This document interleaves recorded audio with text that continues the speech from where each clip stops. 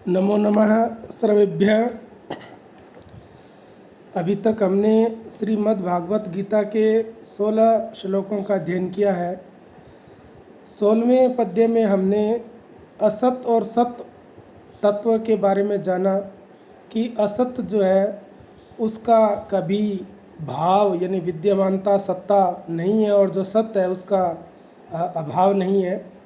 और जो तत्वदर्शी जो धीर पुरुष जो महापुरुष है उन्होंने इन दोनों तत्वों का अनुभव किया है। अब ये जो दोनों तत्व है इनको सत और असत को हम ये क्या है इनके बारे में हम आज इस द्वितीय अध्याय के 17वें पद्य में जानने का प्रयास करेंगे। इन दोनों को सत और असत को अविनाशी और विनाशी का नाम देकर के अलग ढंग से बताने का प्रयास इस पद्य में किया है।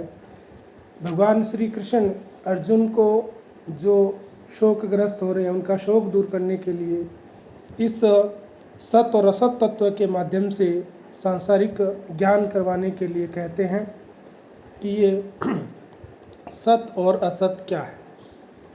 अविनाशी तु तत्विधि येन सर्वम इदम ततम विनाशम अव्यस्य अस्य न कश्चित कर्तुम अर्हति।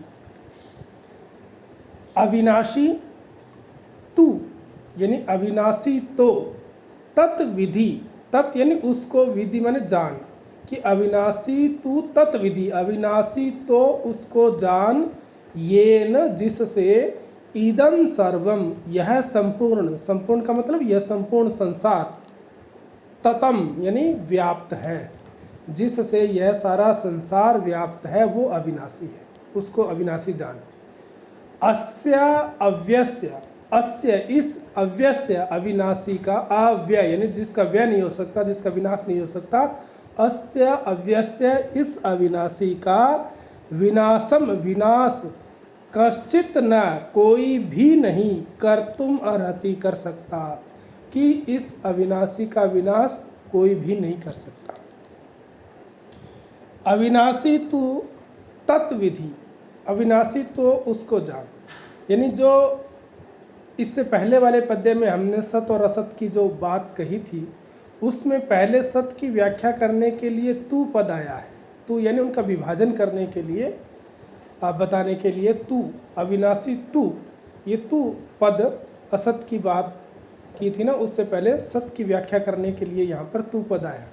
और अविनाशी तू तत्विधि अविनाशी तत्व को तो तत्विधि उसको तो समझ ऐसा कह करके श्री कृष्ण ने अर्जुन को ये कहना चाहते कि अविनाशी तो तू उसको समझ यानी कि वो तत्व जो तुम्हारे प्रत्यक्ष नहीं है वो परोक्ष तत्व है।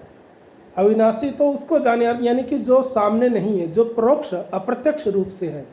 तो परोक्ष बताने में यहाँ पर तात्पर्य ये है कि जो चीज़ें हमें साक्षात दिखाई देती है इदमता से कि इदम प्रकोष्ठः इदम अयम वृक्षः इस प्रकार से जो चीज़ें हमें सामने हम कह सकते हैं ये मकान है ये घर है ये वो अमुक वस्तु है इस प्रकार से वो ऐसा नहीं है वो परोक्ष है यानी कि सामने दिखाई नहीं देने वाले ईदमता से दिखने वाले इस संपूर्ण संसार में वह जो परोक्ष तत्व है जो अविनाशी है वह व्याप्त है परिपूर्ण है और वो वास्तव में व्याप्त है और वही है जो सामने दिख रहा है वही व्याप्त है यानी कि इस संसार के कण कण में परोक्ष रूप से वह तत्व व्याप्त है अविनाशी तत्व जिसे हमने सत कहा वो यानी कि जो ईशोपनिषद का प्रथम पद्य है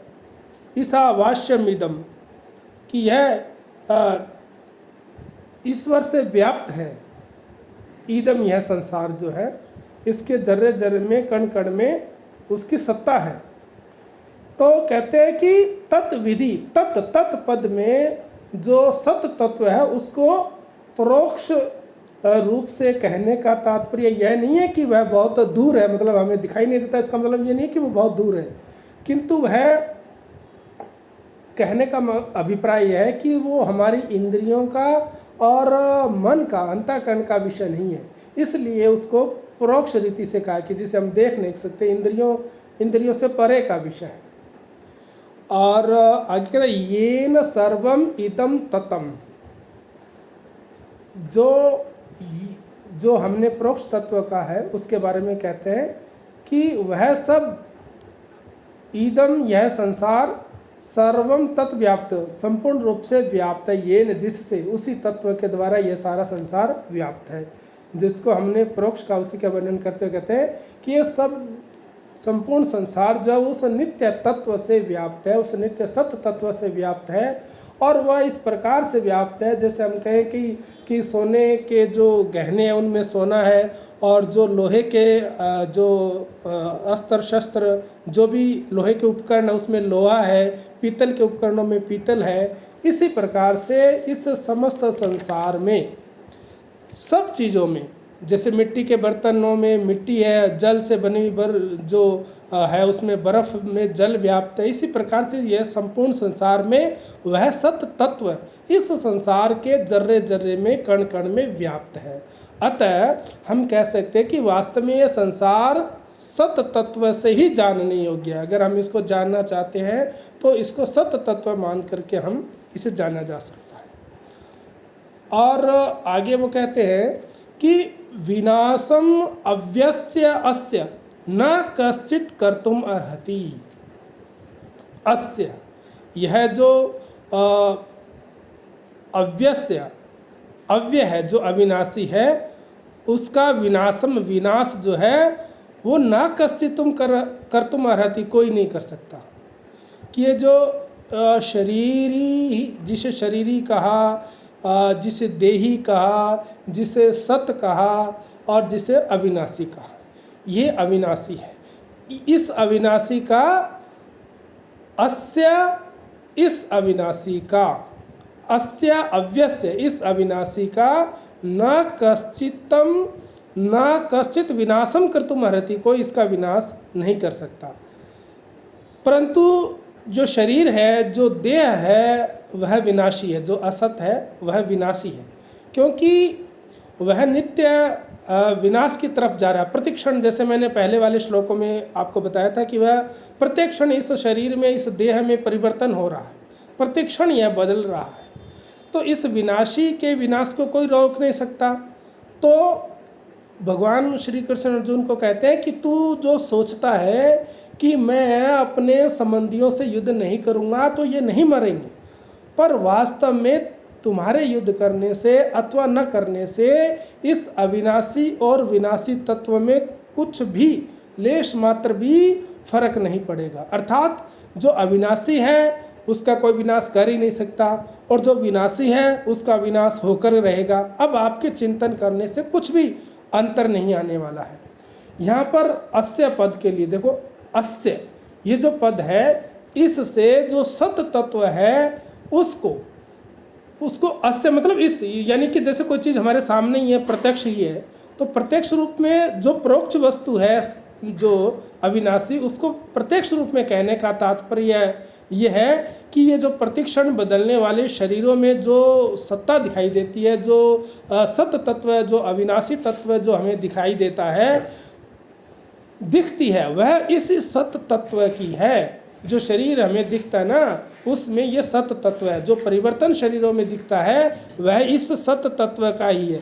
मेरा शरीर है और मैं शरीरधारी हूँ, ऐसा जो अपनी सत्ता का ज्ञान है, उसी को लक्ष्य करके श्री कृष्ण ने यहाँ पर अस्य पद दिया है। देखिए, व्यवहार में हम कहते हैं कि यह मनुष्य है, यह पक्षी है, यह पशु है, यह वृक्ष है, या ये मकान है आदि।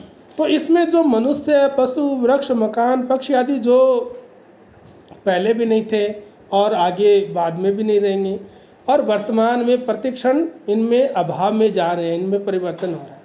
परंतु इनमें जो है ना, ये वृक्ष है, मकान है, जो है रूप से जो सत्ता है, वह हमेशा ज्यों की त्यों बनी रहती है, उसमें कोई परिवर्तन नहीं आता।